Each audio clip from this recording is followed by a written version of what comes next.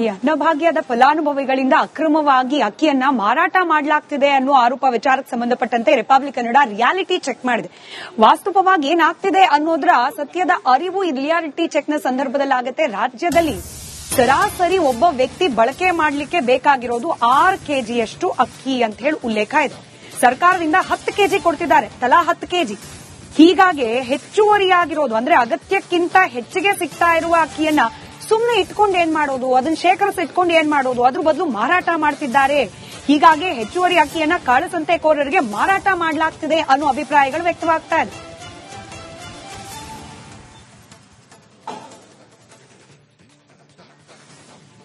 ಸರಾಸರಿ ಬಳಕೆಗೆ ಅಗತ್ಯವಿರುವ ಅಕ್ಕಿಗಿಂತ ಹೆಚ್ಚಿನ ಪ್ರಮಾಣದಲ್ಲಿ ಅಕ್ಕಿ ವಿತರಣೆ ಆಗ್ತಾ ಇದೆ.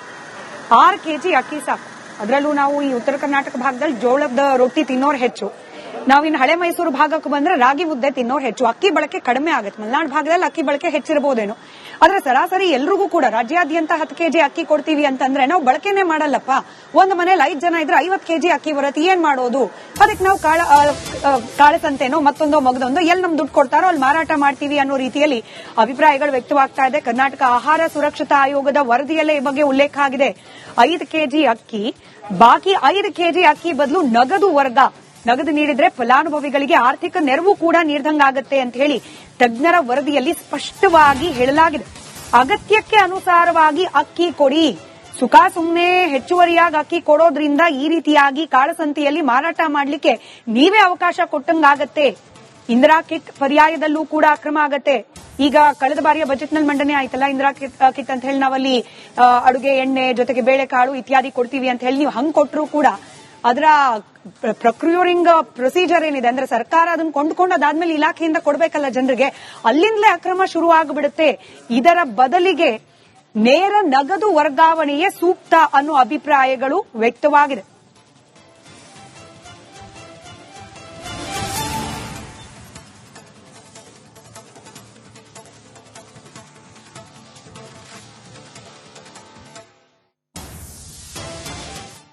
ವೀಕ್ಷಕರ, ರಿಪಬ್ಲಿಕ್ ಕನ್ನಡ ಧ್ಯೇಯ ವಾಕ್ಯ ನಿಮ್ಮ ಧ್ವನಿ. ಜನರ ಅಭಿಪ್ರಾಯಕ್ಕೆ ಒಂದು ಮುಕ್ತ ವೇದಿಕೆಯನ್ನ ನಿಮ್ಮ ರಿಪಬ್ಲಿಕ್ ಕನ್ನಡ ಒದಗಿಸಿಕೊಡ್ತಾ ಇದೆ. ಅದರಂತೆ ನೀವು ನಿಮ್ಮ ಅಭಿಪ್ರಾಯವನ್ನ ತಿಳಿಸಬಹುದು. ಬಡವರ ಹಸಿವನ್ನ ನೀಗಿಸಬೇಕಾಗಿರುವಂತಹ ಅನ್ನಭಾಗ್ಯ ಕಾಳಸಂತೆಯಲ್ಲಿ ಮಾರಾಟ ಆಗ್ತಾ ಇದೆ. ಈ ಅಕ್ಕಿ ದಂಧೆಕೋರರಿಗೆ ಪಾಠವನ್ನ ಕಲಿಸಲು ಸರ್ಕಾರ ಹಿಂದೇಟು ಹಾಕ್ತಿರೋದಾದ್ರೂ ಯಾಕೆ?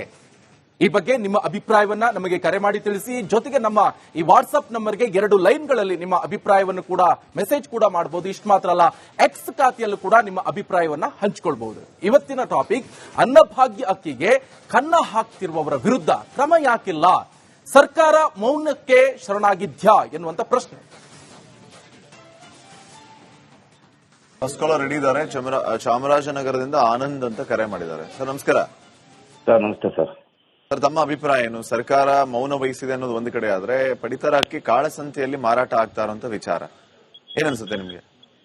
ಸರ್ ಏನಿಲ್ಲ, ಈ ಡಿಪೋಗಳಲ್ಲಿ ಮೇನ್ ಆಗಿ ಅಕ್ಕಿ ಕೊಡುವಂತ ಡಿಪೋಗಳಲ್ಲಿ ಬೆಟ್ ಮಡಗಿದ್ರು ಕೂಡ ಅಕ್ಕಿ ಬಂದಿರುತ್ತೆ, ಕೆಲವರಿಗೆ ಕೊಡೋದೇ ಇಲ್ಲ. ಅದು ಕಾಳಸಂತೆಗೆ ದಂಧೆಗೆ ಹೋಗುತ್ತೆ.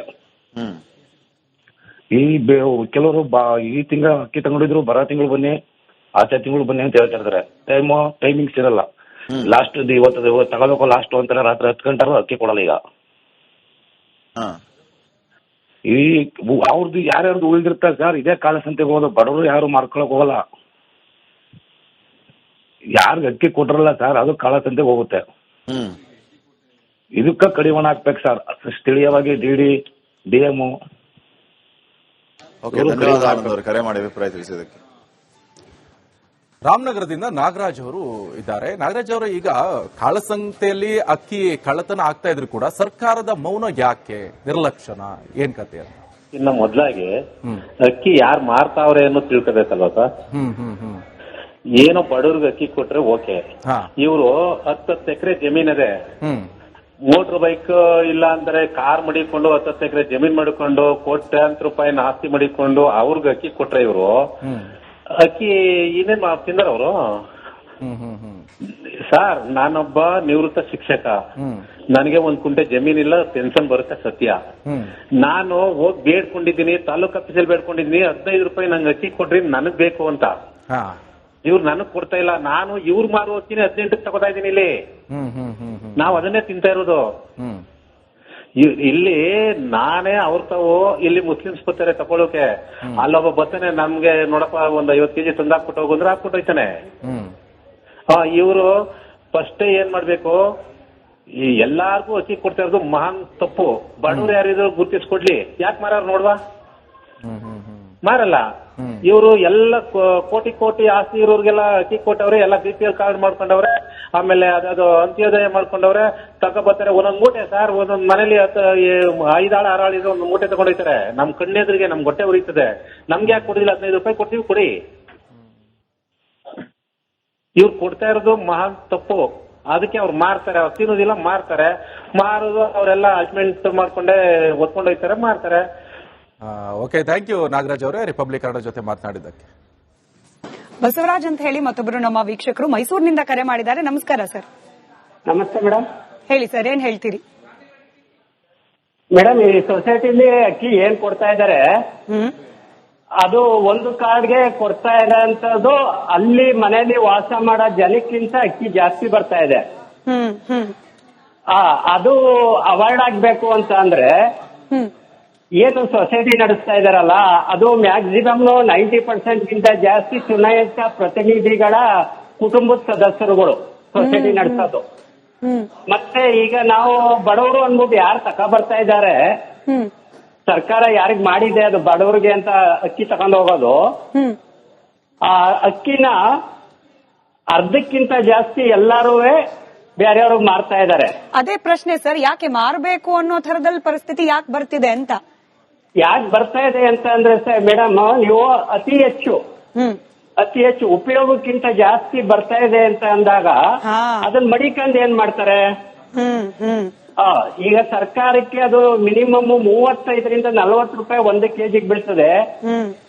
ಆದ್ರೆ ಬಡವರು ಇಲ್ಲಿ ಮಾರ್ಕತಾ ಇರೋದು ಅದು 10ರಿಂದ 15 ರೂಪಾಯಿಗೆ. ಅದ್ರ ಬದಲು ಈ ಅಕೌಂಟಿಗೆ ದುಡ್ಡು ಹಾಕೋದಿತ್ತಲ್ಲ ಸರ್, ಅದು ನಿಮಗ್ ಸರಿ ಅನ್ಸತ್ತಾ?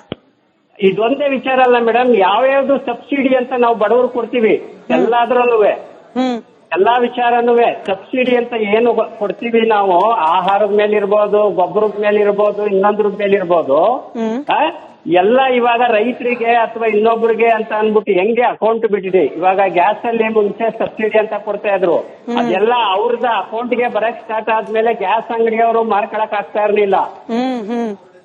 ಅದೇ ರೀತಿ ಈ ಸೊಸೈಟಿಲಿರೋದು ಎಲ್ಲಾ ಸೊಸೈಟಿಗಳು ಬಂದ್ ಮಾಡಿ ಬಡವರಿಗೆ ಕೊಡಬೇಕಾದಂತದನ್ನ ಫೆಸಿಲಿಟೀಸ್ ಏನ್ ಕೊಡಬೇಕು ಅಂತ ಸರ್ಕಾರ ನಿರ್ಧಾರ ಮಾಡಿರ್ತದೆ. ಅದು ಎಷ್ಟೇ ಕೊಟ್ಟರು ಪರವಾಗಿಲ್ಲ, ನಿಜವಾದ ಬಡವರುಗಳಿಗೆ ಅಮೌಂಟ್ ಹೋಗ್ಬೇಕು. ಅವರು ಇಲ್ಲಿ 15 ರೂಪಾಯಿ ಮಾರ್ಕೊಳ್ಳೋ ಬದಲು 35 ರೂಪಾಯಿನಲ್ಲೇ ನೀವು ಕೊಟ್ಟಾಗ ಅವ್ರಿಗೆ ಇನ್ನೊಂದು 2 ರೂಪಾಯಿ 5 ರೂಪಾಯಿ ಸೇರಿಸ್ಬಿಟ್ಟು ಚೆನ್ನಾಗಿರೋ ಅಕ್ಕಿನ ತಗೋಬಹುದು. ಸರಿ ಸರಿ ಸರ್, ಸರಿ ಸರ್, ಧನ್ಯವಾದ ನಿಮ್ಮ ಅಭಿಪ್ರಾಯಕ್ಕೆ. ಇನ್ನೊಬ್ರು ಕಾಲರ್ ರೆಡಿ ಇದ್ದಾರೆ, ಮೈಸೂರಿಂದ ದಿಲೀಪ್ ಅವರು. ದಿಲೀಪ್ ಅವರು ನಮಸ್ಕಾರ. ಸರ್ ನಮಸ್ತೆ. ಹೇಳಿ ನಿಮ್ಮ ಅಭಿಪ್ರಾಯ ಇದ್ರ ಬಗ್ಗೆ. ಸರ್, ಇದು ಏನಾಗಿದೆ ಅಂದ್ರೆ ಈ ಮೈಸೂರು ಭಾಗ ಸೈಡ್ ಬಂದು ಒಂಥರ ದಂಧೆ ಆಗ್ಬಿಟ್ಟಿದೆ ಸರ್. ಇದು ಯಾವ ರೀತಿ ದಂಧೆ ಅಂದ್ರೆ ಇದು ಮುಖ ನೋಡಿ ಇಲ್ಲಿ ಅಕ್ಕಿ ಕೊಡ್ತಾರೆ, ಅಕ್ಕಿ ರಾಗಿಗಳನ್ನ. ಈ ಕಡೆ ಎಲ್ಲ ನಮ್ಮ ಭಾಗದಲ್ಲೆಲ್ಲ ರಾಗಿ ಕೊಡ್ತಾರೆ, ಕೆಲವು ಭಾಗದಲ್ಲಿ ಜೋಳ ಕೊಡ್ತಾರೆ, ಕೆಲವು ಭಾಗದಲ್ಲಿ ಅಕ್ಕಿ ಫುಲ್ ಅಕ್ಕಿ ಕೊಡ್ತಾರೆ. ಇಲ್ಲಿ ಅವರು ಒಂಥರ ಬ್ಯಾಂಕ್ ವೋಟಿಂಗ್ ಟೇಕ್ ಮಾಡ್ಕೊಂಡು ಅವ್ರ ಇಷ್ಟ ಬಂದಂಗೆ ಯಾರ್ದು ಬೇಕೋ ಅವ್ರು ಫೋನ್ ಮಾಡಿ ತಿಳ್ಕೊಂಡು ಅಕ್ಕಿ ಕೊಡೋದು, ಅದು ಬೇಡ ಅಂದ್ರೆ ಅದನ್ನ ದುಡ್ಡು ಕನ್ವರ್ಟ್ ಮಾಡೋದು. ಅದ್ರ ಬದಲು ದಯವಿಟ್ಟು ಮೊದ್ಲು ಏನ್ ಮಾಡಿದ್ದು, ಅಕ್ಕಿ ಎಲ್ಲ ಅಕೌಂಟ್ ಡೈರೆಕ್ಟ್ ದುಡ್ಡು ಹಾಕಿದ್ರೆ ಈ ಸೊಸೈಟಿ ಅನ್ನೋದು ಒಂದು ದಂಧೆ ಸ್ಟಾಪ್ ಆಗುತ್ತೆ. ಈ ಎಲೆಕ್ಷನ್ ಟೈಮಲ್ಲಿ ಏನ್ ಮಾಡ್ತಾರೆ, ಅಕ್ಕಿ ಕೊಡುವಾಗ ನಮ್ಗೆ ಓಟ್ ಹಾಕಿ ನಿಮ್ಗೆ ನಾವ್ ಏನ್ ಮಾಡ್ಬೇಕು ಮಾಡ್ಕೊಡ್ತೀವಿ. ಈ ಎಷ್ಟೋ ಸೈಡ್ ಈ ಕಡೆ ಅವ್ರದ್ದು ರೇಷನ್ ಕಾರ್ಡ್ ಎಲ್ಲ ಚೇಂಜ್ ಮಾಡಿದ್ದಾರೆ. ಓಕೆ, ಥ್ಯಾಂಕ್ ಯು ದಿಲೀಪ್ ಅವರೇ, ರಿಪಬ್ಲಿಕ್ ಕನ್ನಡ ಜೊತೆ ಮಾತನಾಡಿದೆ.